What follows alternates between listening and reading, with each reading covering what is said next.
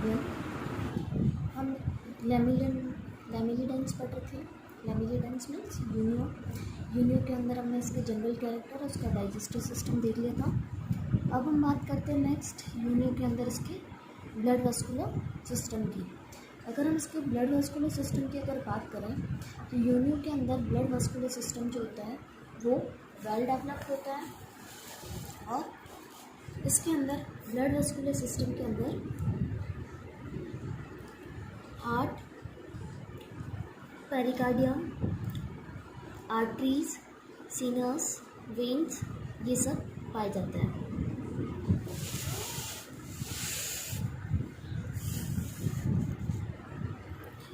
इसके अगर हम ब्लड वस्कुलर सिस्टम की अगर हम बात करेंगे तो ब्लड वस्कुलर सिस्टम के अगर हम स्ट्रक्चर देखते हैं तो स्ट्रक्चर हमें कुछ इस तरह की दिखाई देती है, जिसके अंदर हमें हार्ट दिखाई देता है। हार्ट के चारों ओर एक कवरिंग दिखाई देती है जिसको हम बोलते हैं पेरिकार्डियम। इस पेरिकार्डियम और इस हार्ट से बहुत सारी अपन को आर्टरीज निकली हुई दिखाई देती हैं। आर्टरीज आगे जा कर के ये मेन अरोटा आगे जा कर के छोटी छोटी आर्टरीज में वेडेड होती हैं। ये आगे जा कर के साइनस में खुलते हैं। साइनस जिनको लैक्यूना बोलते हैं।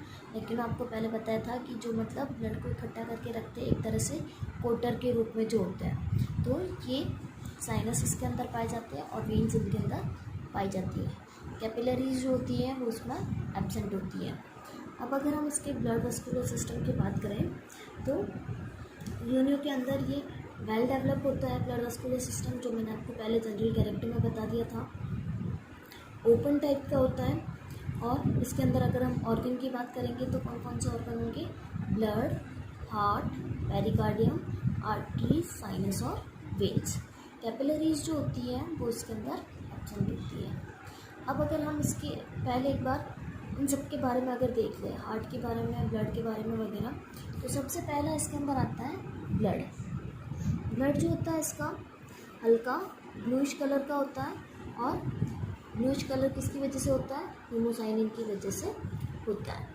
ठीक है, इसके अंदर क्या होता है? हीमोसाइनिन की वजह से ब्लू कलर होता है। तो मैंने आपको पहली मोन के अंदर ही बता दिया था कि हीमोसाइनिन में क्या होते हैं? कॉपर होते हैं और प्रोटीन होते हैं, जिनकी वजह से इनका कलर ब्लू हो जाता है। ऐसे ये डीकलराइज्ड होते हैं, इनका कोई कलर नहीं होता, लेकिन जैसे ही ये डीऑक्सीडाइज होते हैं तो ये ब्लू कलर के अंदर चेंज हो जाता है। तो इसकी वजह से यूनियो के अंदर भी ब्लूइश कलर का ब्लड पाया जाता है।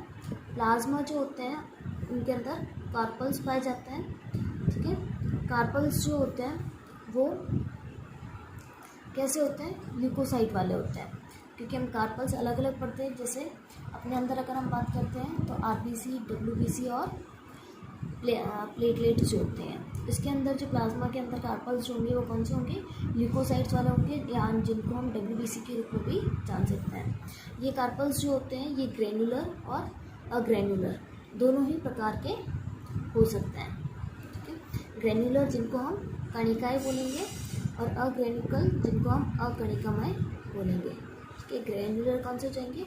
कणिकामय, और अग्रेनुलर कौन से हो जाएंगे? अकणिकामय। ठीक है, जो दानों के रूप में नहीं होती है।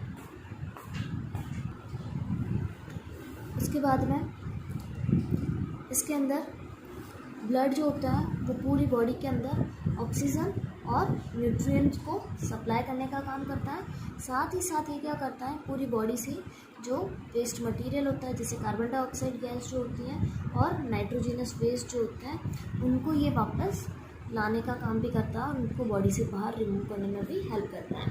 तो ब्लड क्या करता है?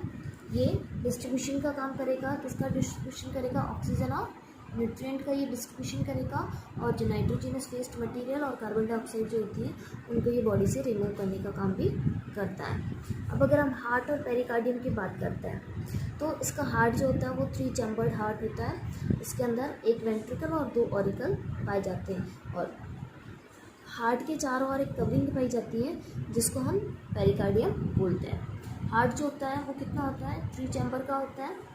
ये एक थिन वॉल से बंद रहता है, थिन वॉल से चारों ओर से कवर्ड रहता है। वो क्या कहलाती है? पेरिकार्डियम कहलाती है। यह कहाँ पाई जाती है? जो पोस्टीरियर एडेक्टर मसल्स होते हैं उसके आगे की तरफ हार्ट सिचुएटेड होता है। ठीक है, पेरिकार्डियम के अंदर पेरिकार्डियम कैविटीज़ पाई जाती हैं जिसमें पेरिकार्डियम फ्लूइड भरा रहता है। इस पेरिकार्डियम फ्लूइड का काम जो होता है वो क्या करता है, हार्ट को नरिश करने का या हार्ट को सॉफ्ट रखने का ये काम करता है। पेरिकार्डियम फ्लूइड जो होता है वो क्या करता है, हार्ट को प्रोटेक्शन प्रोवाइड करने का काम करता है। हार्ट के अंदर एक वेंट्रिकल इसमें होता है और इसके अंदर 2 ऑरिकल इसमें पाए जाते हैं। क्यों? क्योंकि ये कितना होता है, 3 चैम्बर का होता है। इसके अंदर अगर हम ब्लड के फ्लो की बात करें तो ब्लड का फ्लो जो होता है वो ऑरिकल से वेंट्रिकल में होता है। ऑरिकल से वेंट्रिकल जो होते हैं ये आपस में एक एपरेचर के द्वारा खुले रहते हैं जिसको ऑरिको वेंट्रिकुलर एपरेचर कहा जाता है। ये आपस में एक दूसरे के द्वारा इसके अंदर खुलते हैं। ब्लड का जो फ्लो होता है तो वो फ्लो इस एपरेचर के द्वारा होता है। ऑरिकल से वेंट्रिकल में आता है तो किसके थ्रू, ऑरिको वेंट्रिकुलर एपरेचर के द्वारा खुलता है। ब्लड का अगर हम फ्लो की अगर बात करें, ब्लड का फ्लो ऑरिकल से वेंट्रिकल में होता है। वेंट्रिकल से ऑरिकल के अंदर ब्लड का फ्लो जो होगा वो कभी भी नहीं होगा। अगर हम इसके हार्ट बीट की बात करें तो उसका हार्ट बीट 20 से 100 टाइम पर मिनट बीट करता है। ठीक है, बीट करना मीन्स धड़कता है। एक बार में 1 मिनट के अंदर 100 से या 20 से 100 तक ये धड़क। अब अगर इसके अंदर हम आर्टरीज की बात करते हैं तो वेंट्रिकल से दोनों साइड के अंदर 2 बड़ी बड़ी अरोटा निकली हुई रहती है। ठीक है, और ये अरोटा जो होती है ये अलग अलग आगे जा कर के आर्टरीज के अंदर खुलती है।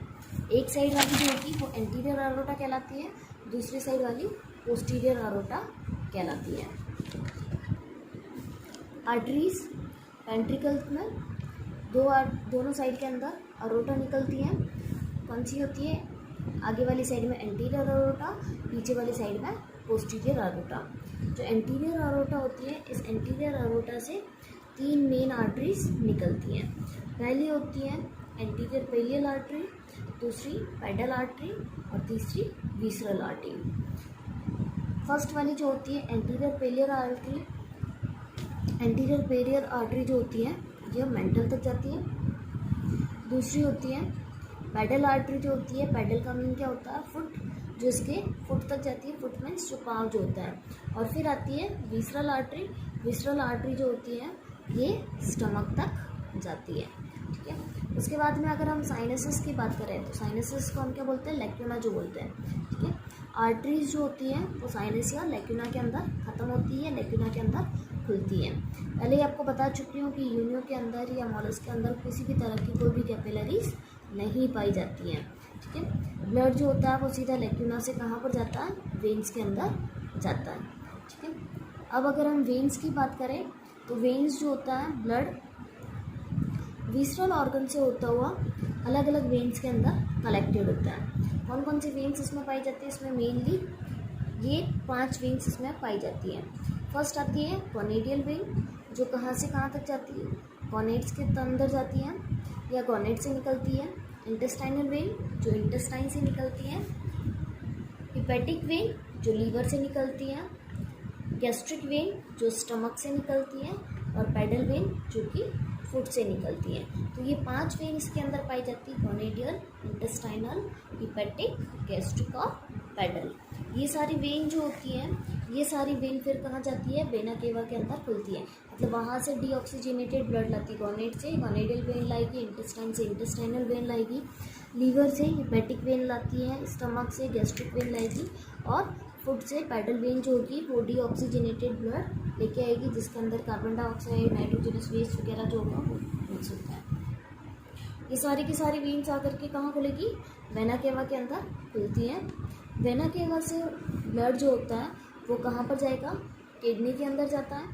किडनी से फिर ब्लड जो होता है वो रीनल वेन के द्वारा गिल्स में जाता है। गिल्स के अंदर ब्लड क्या होता है, यहाँ पर डीऑक्सीजनेटेड से वापस ऑक्सीजनेटेड होगा, मतलब गैसेज का एक्सचेंज होगा। ऑक्सीजन जो होगी वो ब्लड के अंदर मिक्स होगी और कार्बन डाइऑक्साइड जो होगी वो गिल्स के अंदर चली जाएगी। तो रीनल वेन के द्वारा ब्लड कहाँ पर जाएगा, गिल्स के अंदर। गिल से यहाँ पर ब्लड में गैसेज का एक्सचेंज होता है और गिल से फिर ब्लड जो होता है वो ऑक्सीजनेटेड ब्लड वापस से इफरेंट ब्रैंकियल वेन के द्वारा कहाँ पर जाएगा, हार्ट में जाएगा। ठीक है, और ये इफरेंट ब्रैंकियल वेन क्या करती है, हार्ट के अंदर वापस ब्लड ले जाती है और वापस से फिर से ब्लड का फ्लो जो होगा या ब्लड की सप्लाई जो होगी वो और बॉडी के अलग अलग ऑर्गन के अंदर होती है। अब अगर हम इसके डायग्राम के अंदर अगर बात करें, इस तरह का डायग्राम जो होता है वो कुछ दिखाई देता है। ये क्या है, ये हार्ट वाले स्ट्रक्चर है, ठीक है। हार्ट के नीचे की तरफ क्या है, ऑरिकल पाया जाता है, ऊपर की तरफ क्या है, वेंट्रिकल। इस वेंट्रिकल से मैंने आपको बताया कि दोनों साइड में अरोटा निकली होती है। आगे वाली जो अरोटा होगी वो कहलाएगी एंटीरियर अरोटा, पीछे वाली जो अरोटा होगी वो क्या कहलाएगी, पोस्टीरियर अरोटा। वेंट्रिकल से ब्लड जो होता है वो दोनों ही अरोटा के अंदर फ्लो करता है, ठीक है। और ब्लड कहाँ से जाएगा, सबसे पहले दो ऑरिकल होते हैं, तो ब्लड के अंदर ये नीचे की तरफ भी ऑरिकल है, ऊपर की तरफ भी ऑरिकल। यहाँ से ऑरिकल से होते हुए ये कहाँ पर आ रहा है, ब्लड वेंट्रिकल में आ रहा है। तो ऑरिकल से जब ये वेंट्रिकल में आता है तो यहाँ पर बीच में क्या पाया जाता है, एक एपरेचर पाया जाता है, एक छेद पाया जाता है जो ऑरिकल को वेंट्रिकल में खोलने का काम करता है। इस छेद का नाम होता है ऑरिकुलो वेंट्रिकुलर एपरेचर। क्या नाम होता है, ऑरिकुलो वेंट्रिकुलर एपरेचर, ठीक है। तो ये ऑरिकल से होते हुए वेंट्रिकल के अंदर खुल रहा है। वेंट्रिकल से ब्लड क्या कर रहा है, दोनों ही अरोटा के अंदर ट्रांसफ़र हो रहा है। अगर हम एंटीरियर अरोटा की अगर बात करते हैं तो पहले वेंट्रिकल से ब्लड एंटीरियर अरोटा में आएगा। एंटीरियर अरोटा से यहाँ पर क्या होती है, 3 आर्टरीज निकली होती है, मैंने आपको बताया था कि 3 आर्टरीज इसमें पाई जाती हैं। पहली anterior pallial artery, anterior pallial artery जो कहाँ पर जाएगी, मेंटल के अंदर जाएगी। मेंटल मतलब जो इसकी कवरिंग जो होती है, यूनियो की जो ये कवरिंग जो होती है ना बाहर वाली, तो इसके अंदर ये जाती है। दूसरी जो आर्टरी होगी वो पेडल आर्टरी होगी। पेडल आर्टरी कहाँ पर जाएगी, इसके फुट के अंदर जाएगी। और तीसरी होगी वो विसरल आर्टरी होगी। विसरल आर्टरी कहाँ पर जाएगी, स्टमक के अंदर। ये क्या कर रही है, यहाँ से अभी ऑक्सीजनेटेड ब्लड लेकर के आ रही है। हार्ट से वेंट्रिकल के अंदर, ऑरिकल से वेंट्रिकल में ऑक्सीजनेटेड ब्लड आया। ऑक्सीजनेटेड ब्लड अरोटा से होता हुआ आर्टरीज में जा रहा है, आर्टरी से होता हुआ ये कहाँ पर जा रहा है, अलग अलग पार्ट में जा रहा है, वहाँ पर ऑक्सीजनेटेड ब्लड सप्लाई हो रहा है। वहाँ से फिर क्या हो रहा है, ये नीचे की तरफ यहाँ से क्या निकलेगी, वेन्स निकलेगी, ठीक है। तो ये वेन्स क्या करेगी, वहाँ से वापस जो डीऑक्सीजनेटेड ब्लड होगा उस डीऑक्सीजनेटेड ब्लड को लाने का काम करती है। यहाँ तक क्या हो गया, ऑक्सीजनेटेड ब्लड आ गया। फिर यहाँ से वेन्स क्या करेगी, डीऑक्सीजनेटेड ब्लड लेके आएगी। डीऑक्सीजनेटेड ब्लड ला करके कहाँ पर लाती है, किडनी के अंदर, ठीक है। रीनल ऑर्गन के अंदर आता है, किडनी के अंदर। किडनी के अंदर से यहाँ से ब्लड कहाँ पर जा रहा है, गिल्स के अंदर जा रहा है। यहाँ पर ब्लड क्या हो रहा है, फिर से गैसेज का एक्सचेंज हो रहा, ब्लड जो है वो प्योर हो रहा। डीऑक्सीजनेटेड ब्लड जो लेके आया था, डीऑक्सीजनेटेड ब्लड से यहाँ पर गैसेज का एक्सचेंज होता है, वापस से ब्लड के अंदर ऑक्सीजन मिलती है। फिर इस गिल से ब्लड जो होता है ये इफरेंट ब्रैंकियल वेन्स के द्वारा, किसके द्वारा, इफरेंट ब्रैंकियल वेन्स के द्वारा ये फिर से कहाँ पर जाएगा, हार्ट के अंदर जाएगा। कौन सा ब्लड जाएगा, ऑक्सीजनेटेड ब्लड, ठीक है। गिल्स के अंदर एक्सचेंज हो गया गैसेज का, यहाँ से ये ब्लड वापस से हार्ट के अंदर जाता है। अगर हम पोस्टीरियर अरोटा की अगर हम बात करते हैं तो पोस्टीरियर अरोटा से भी अलग अलग ऑर्गन में जाती है। मेंटल के अंदर अभी कौन सा आ रहा है, हार्ट से सीधा ऑक्सीजनेटेड ब्लड आ रहा है। फिर जब ये मेंटल वगैरह में जाती हैं तो फिर यहाँ पर क्या होता है, यहाँ से फिर जो डीऑक्सीजनेटेड ब्लड होगा वो फिर वापस कहाँ पर आता है, गिल्स के अंदर।